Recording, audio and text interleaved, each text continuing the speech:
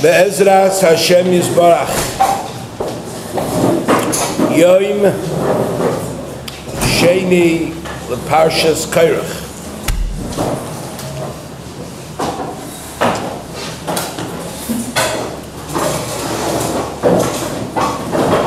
Snas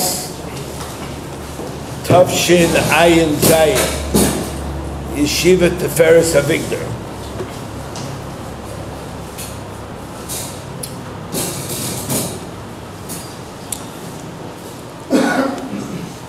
In this week's Parsha, we encounter a revolution. Throughout history, there have been revolutions. People have revolted against their leaders. Korach made a revolution against Moshe Rabbeinu.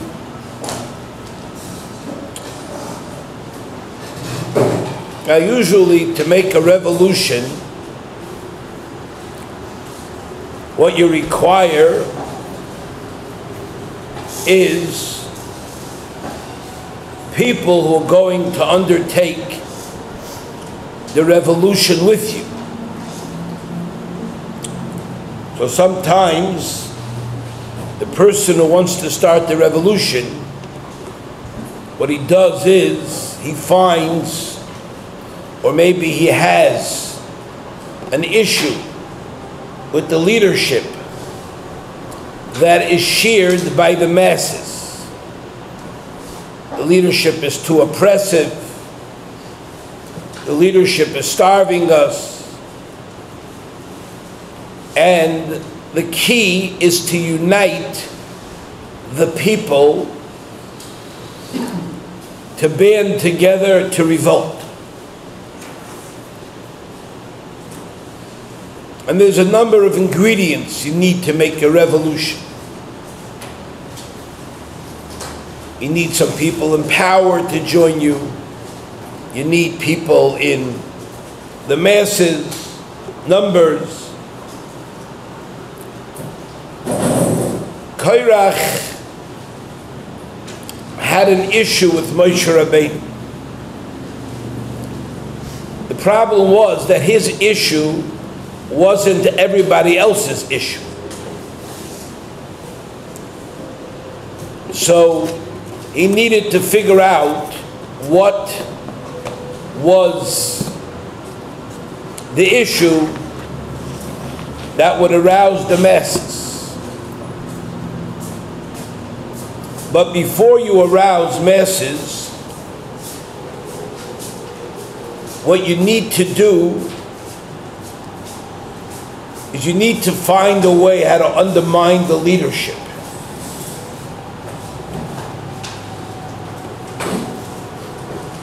Where's your plane? Or your three-wheel motorcycle.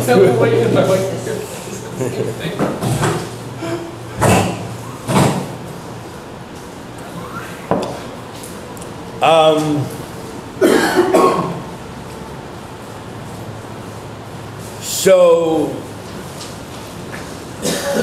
how was Korach matzliach to seduce the Am Yisroel to follow him blindly off the cliff? We're talking about people who witnessed Yetzias Mitzrayim, Kriyas Yamsuf, Matan Torah. They saw a man come down from Shemayim. They saw a be'er of Mayim. And they now go against Moshe Rabbeinu when all these things were perpetrated, all these miracles were performed under Moshe Rabbeinu. How in the world did they change their whole view and turn against Moshe Rabbeinu.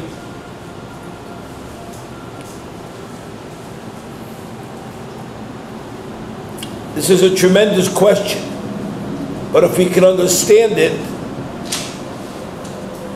we can understand how to wield power, how to undermine power. It's Pashut Mavel al Harayin, how we did it. So the Chazal tell us, Ube Moishav Leitzim Lo Yoshav. A fortunate person does not sit in the Moishav Leitzim. Chazal tell us, who is the Moishav Leitzim? The Leitz is Korach. And what did he do? He was misloitzeitz. He utilized the vehicle called mockery against Moshe Aaron.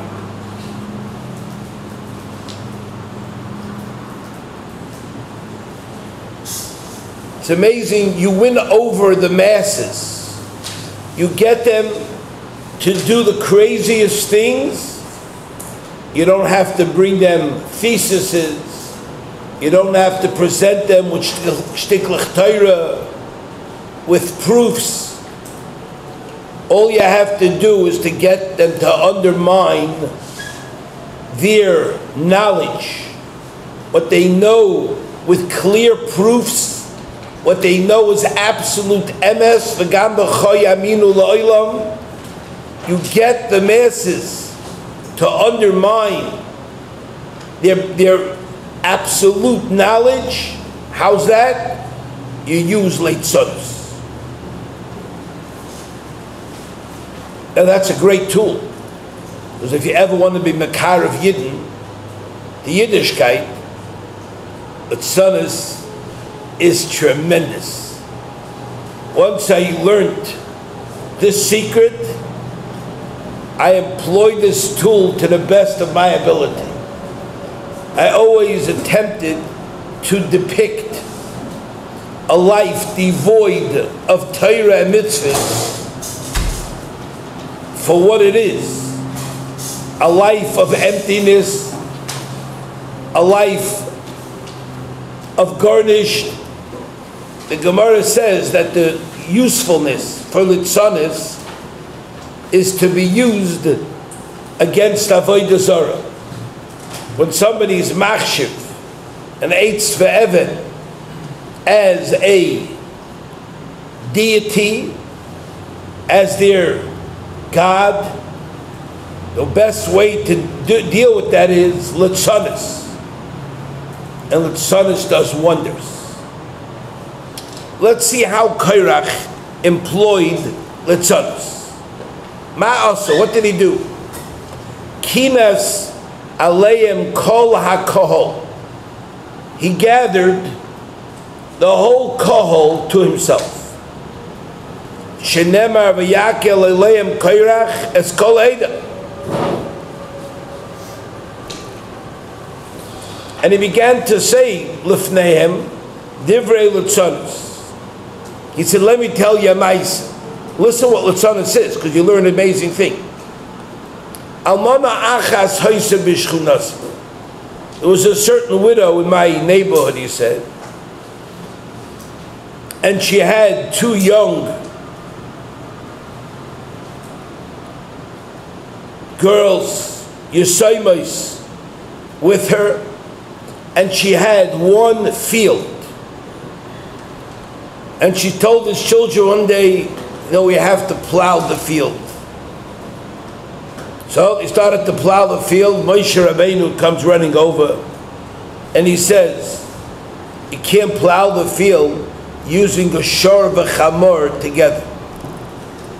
Don't you have two shorim? So, no, we don't have two shorim. We only have one shor and one chamor. So no can do. Do you have two chamorim? No, no can do. No. So they had a mutzazach, and they had to plow their field with one animal at a time. Then they came to plant. Moshe comes back and he says, Lo sizra kilai. Don't plant kilai. Then they came to harvest. Can't plant this, you can't plant that. Moshe's giving them rules. What this Nebuch, it's a brach and it's a klap daishanis, how they can plant their field. Then they came to harvest their field. They wanted to make a pile. Moshe said, remember, came back again, leave over all the leket, the shikha and the peya. Then they started to make a pile. Moshe said, oh, here I am again. Don't forget, I have to give truma to my brother. My Sirishan goes to my brother too. And my Sheni. And she was a very, very righteous woman. She knew she couldn't fight. And she swallowed it. She said, okay.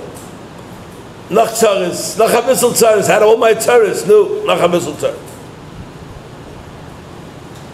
No, so she saw this was not going to be a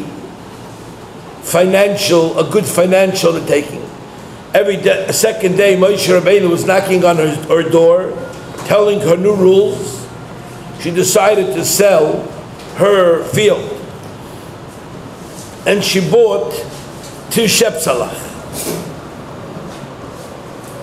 No, she figures I'll use the gizos, the shearings of the wool. I'll have children for me.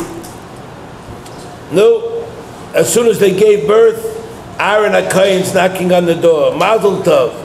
I hear your shepsalach gave birth. Yes, we're so happy you're finally giving birth. B'chayres, I take the b'chayres. The b'chayres belong to me. Kach amar Kadosh Baruch Hu. Kol ha-b'chor sheyivolei. Goes to the kohen. And she said, oh, and she gave him the v'lodes. Then it finally came time to shear the wool. She sheared the wool. Aaron came back in and said, hello? Give me the rashis hagez. Kodesh Baruch Hu said, rashis gez tzoincha titen loy. She said, I have no koyach for this anymore. I'm going to shech them and eat the lambs. At least I'll have 1 lamb chops. So Shech said, Aaron HaKohen invited her. Give me the zroya, the lachayayim, and the kibbutz. That goes to the kohen.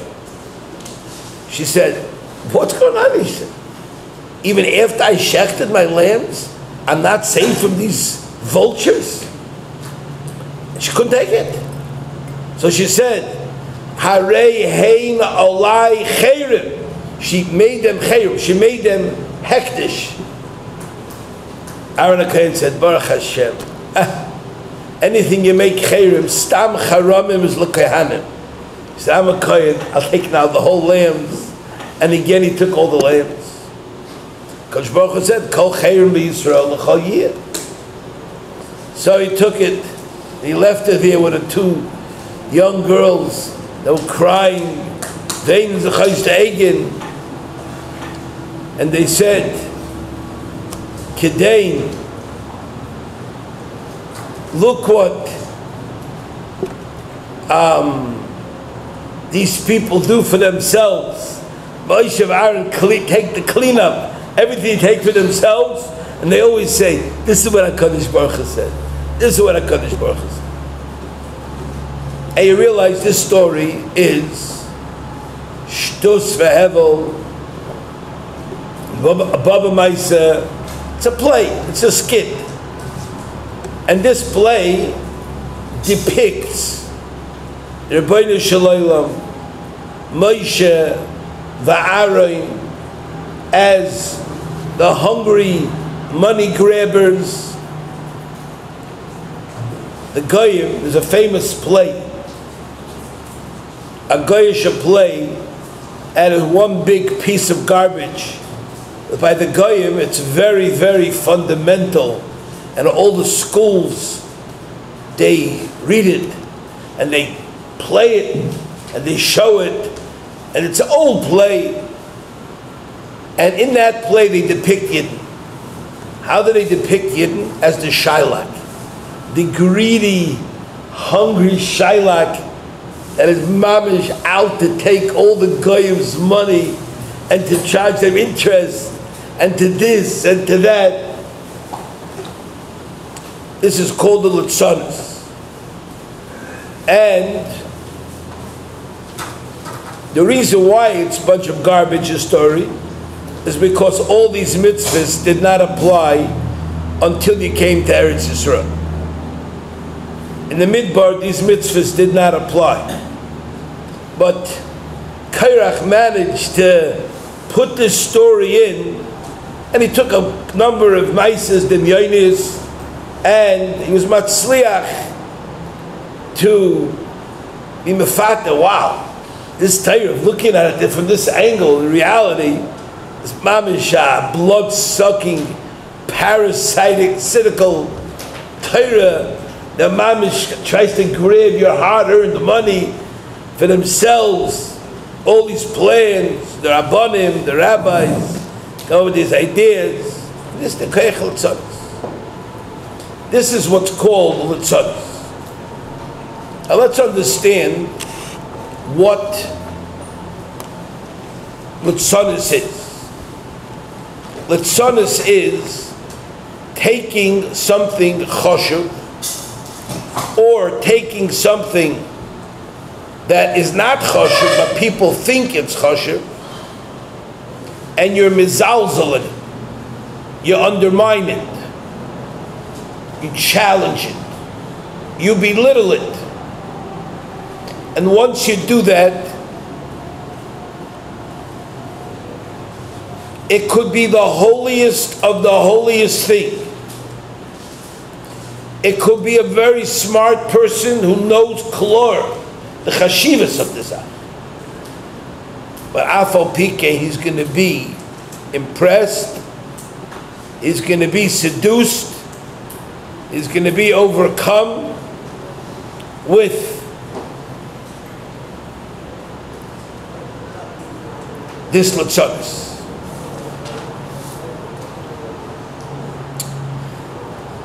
Now, the whole approach to avodas Hashem, to a person being shomer Torah u'mitzvahs, one of the key ingredients that a person requires to do the mitzvahs properly is what?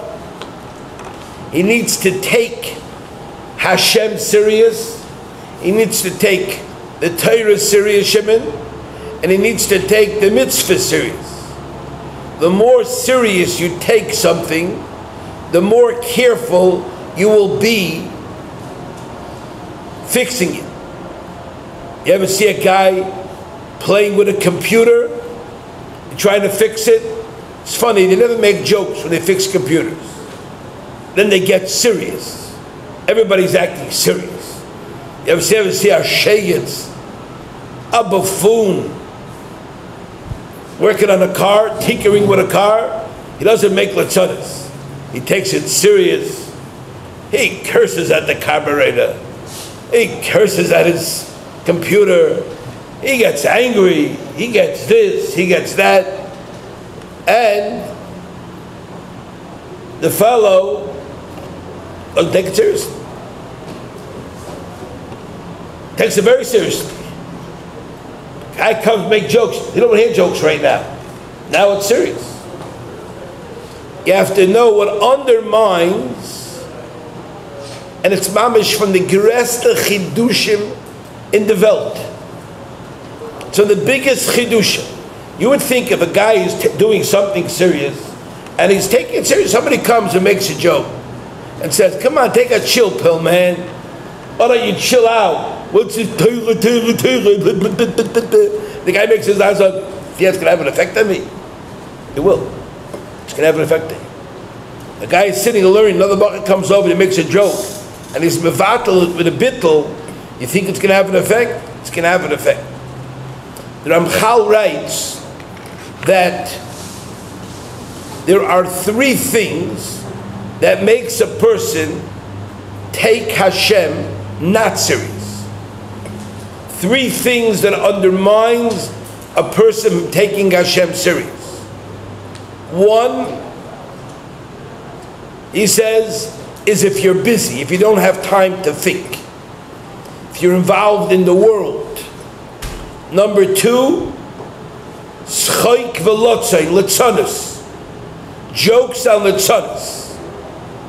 And the 3rd thing is the company you keep, your friends. A lot of people think their friends are their friends, but really their friends are their enemies, because their friends are going nowhere in a hurry. They're going down l'shoel tachtis. They have no interest in going up. That has a big effect on you. But he says, worse than friends, much worse than friends, is schoik velotzei. And he explains. And listen to this, because it's very important. Today we live in a world of entertainment, of media. People are sending funny clips to each other all day long. I know of a young man who just went to work not long ago, and all day long people are sending him clips. I thought, well, these clips of how to do things important. Oh, all it's honest. They push it, bombard you with one litzanos after another. That's another poison that you have with smartphones, even if they're tagged. Because what the tag people do, they try to figure out ways, how's the HR going to get to you? You're not going to use your phone only for ways, like you said you were, not to get lost in an Arab village, but you said you're going to use it only for that reason. And suddenly, you get bumped. So what do? Some Russia who doesn't have tag on his phone, and he gets down all these nonsense, foolish litzonistic clips, and he sends them out to his chaverim, and then his chaverim send it to his chaverim, and before long it goes viral, and everybody and his uncle has these shtuyot, and they're watching it, and then they're showing it. If it's funny, they show it. If it's not funny, they show it also. Look what a guy sent me, it's not even funny. Don't you want to see it? Of course I want to see it. I love litzanos. It's like Korach litzanos, that's what it is. A mamish nonsense. And a person does this, and what happens is he says, Ki mi shetoivei bo. That's the Yisroel. The Yisroel is what it does, is tries to take something chashuv and make zilzal out of it. So even if you think, well, there's no dirty words in it, there's no dirty pictures in it, so what's wrong? The guy made fun of HaRav getting his payas stuck in a meat grinder. So, what's so bad about that? He got his beard stuck in a meat grinder. I mean, the Pasha make zilzal from Yidden left and right, that's all it is. Or it's a schoik and a lotzim that's being machshiv bumps. They take pictures of yeshiva bachur who act like shkotzim, and that makes it a davar chashuv.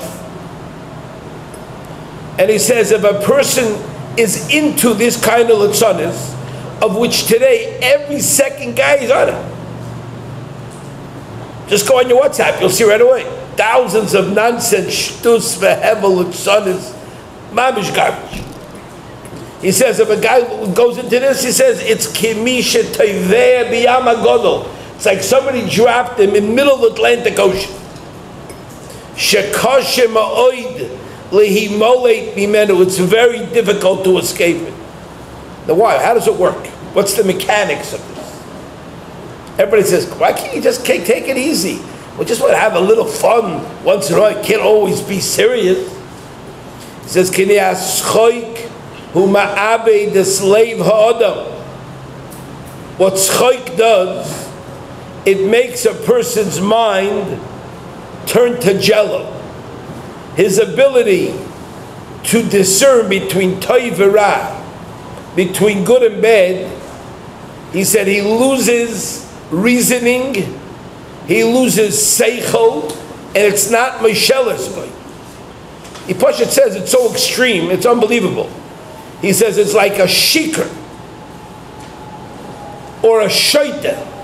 Asher efsher loses lohem orma oilan higo ki eina mikabel manhog. Now, what if it's your wife? What if your darling wife is showing you these funny clips that her mother or her sister-in-law or her aunt sent her, or a cockroach sent her, and they sent her this nonsense, and they're listening to clips. Watch your clips. And the wife shows you this. You want to see a funny clip? The guy can't control himself. Of course I would see a funny clip. I said it's funny. It has to be mentioned. It has to be social. You have to talk to your wife. You have to have shakas to your wife. Your wife is sticking poison in your eyes.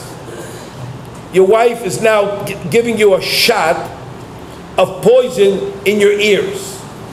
And you lose your mind. You become a shait and a shikr. Because that's what she is. She's already a shait and a shikr. And she thinks she's having a chill pill. And what's wrong with that? And if one person makes any slight joke, they pass it around, ki'ilu, they're passing around zah v'kesef. Mamash. You push it, do not have, you lose control over yourself. It creates, he says, the greatest vulnerability. Now I want to tell you what the Pella is.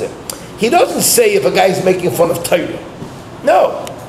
Not if a guy makes fun of davening. Even though a lot of these things do directly. But if a guy makes litzonis, and a guy gets involved in litzonis, this creates an attitude, you become shikr. You lose your mind. You can't mekabel any hadracha. He says, Shlomo HaMelech said it clear, l'schoik amarti mahilol. When a person gets involved in schoik, he's mahilol. Mahilol means he's a wilde mensch. He lost his das and his chacham. No. The Chachamim say, you know what happens when a person gets into that matziv? The Pelatik Azach happens. He says, Chazal says, what happens when a person gets into a matziv of schoik v'kalas rosh? So you might think, okay, he won't take davening so seriously. He won't take learning so seriously. He won't take this, that seriously. No. It says, Magilim es ha'adam le'erva. It trains a person to get involved in arayas. Now he says, what kind of bomb chiddush that is? The Ramchal writes that even though everybody understands that erva is so chamur by any ben das, everybody's petrified getting their arayas. You would think, just because of his upbringing, he was told how terrible a Aveira it is. He was told him how great the oynish is. He says the schoik, the kalish roish, draws a person to it slowly. It's a build-up. It's ma'at, madrega acha madrega, ad shiyagia el ha'ovoin atzmoi v'yaseyu. Hear that? Why? Because observance of any mitzvah, especially one that runs counter to a person's yetzer hara and his innate will, so that person, he says, has to keep a clear-headed mind, has to have a clear mind.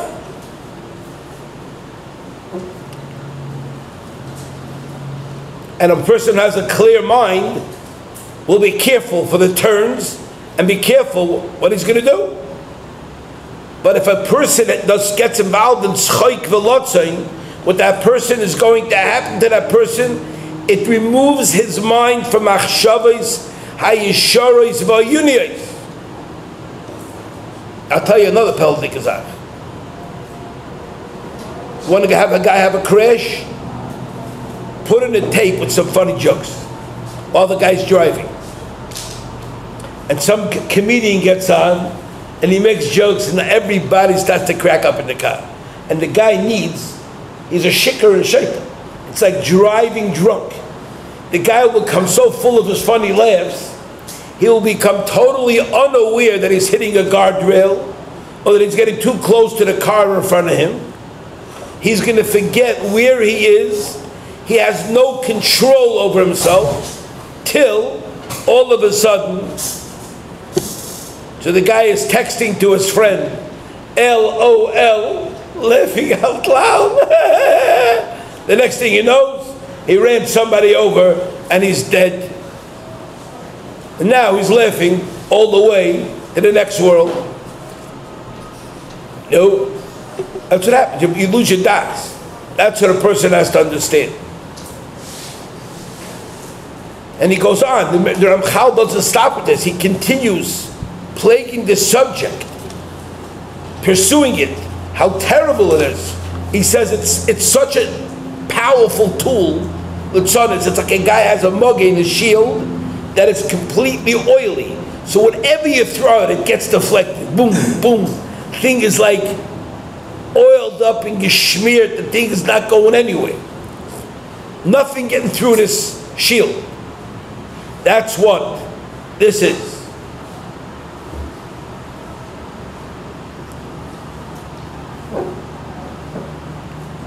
Even if a person plays these silly games, it's the same Yisroel. It's a Meiser is machshava, that's what it does. It says, Litzonos Achas has a spilus in a mensch. Korach understood. Korach understood the power of Litzonos. He realized that if he could get together Klal Yisrael and make some good Litzonos from Aaron and Moshe, he is going to bring them, turn them around against Aaron and Moshe, against the facts that they saw, that they witnessed, that they know without a suffix.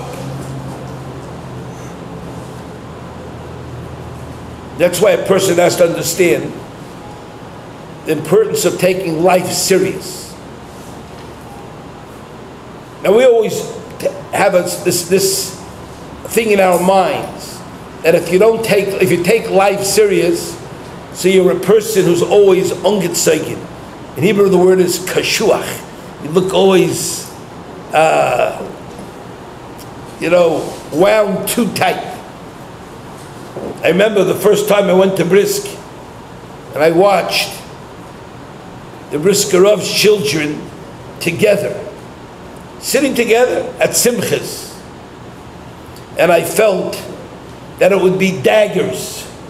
Their eyes would be breathing fire, and each guy would be trying to out-brisker the other brother, and they would watch him call it. It would be like, ich weiß nicht was.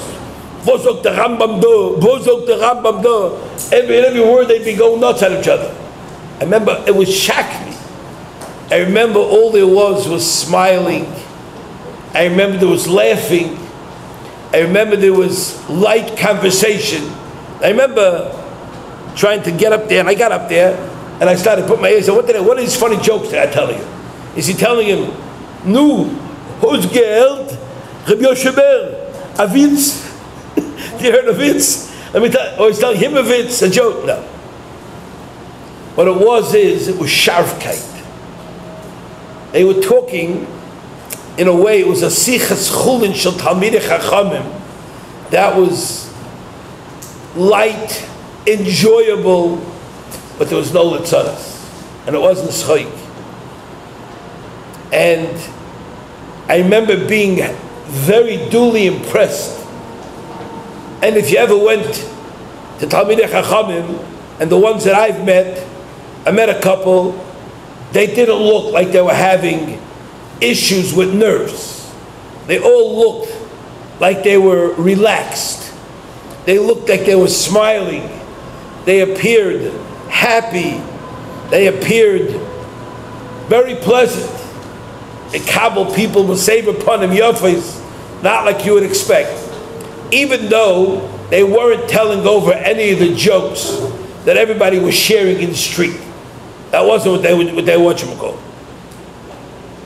They appreciated Hasidic lines, good ones, sharp ones. cute mices that had nice lessons that surprised you, surprising lessons. That's what they were. It was chachma. You saw the chachma, bina, tfuna. You saw it. Person has to understand that this is the power. Now, when you talk to secular Jews, not observant Jews, and you ask them to explain to you the importance of their life, and they tell you they like watching sports. That's cute. I hope you know about it. That sounds funny to me. You enjoy watching adults in pajamas running around, spitting, chewing big brown saliva in their mouths. Every one of them has their cheek popping out, and they're chewing this tobacco. I mean, it's not even chewing bubble gum. At least you expect them to chew bubble gum, at least. Chewing tobacco, spitting it all over the place, wearing funny hats, running on the floor, all for what? To chase a little ball made of little strings, and they roll it and roll and roll and roll to make a hard ball or a softer ball. Then they get a wooden stick and they chase the ball with a wooden stick. One guy throws the ball, another guy hits it. He tried to explain it. I think you're nuts. I think you're nuts. And if you explain football, you say, what is football? It's a piece of a chazer, it's a pigskin. Some chazer, a guy took a chazer and is chasing around a chazer. Not even a real chazer. They chase a piece of a chazer, they jump on each other. You have to think about it. You have to think about this tzitzonik. And then you say, tell me what's so chashiv about your life. And you ask him. And when they tell you, you say, wow, that sounds very, very accomplishing. Eating, sleeping, working out. Eating, sleeping, working out. Eating, sleeping, working out. That sounds very exciting stuff. What a life. I can't imagine anything more boring. Oh, we go to the movies sometime. Oh, wow.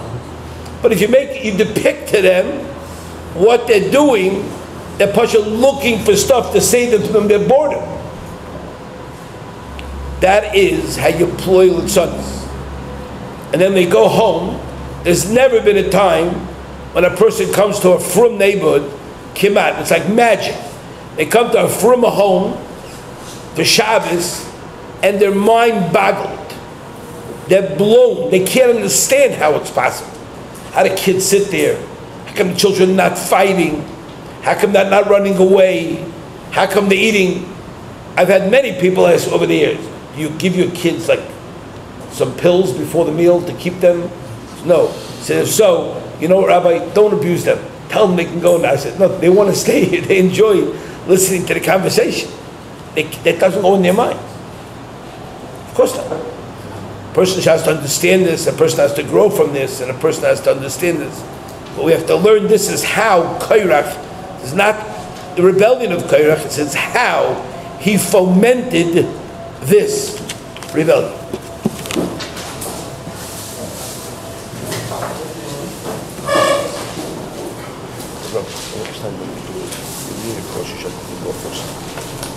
Shut it.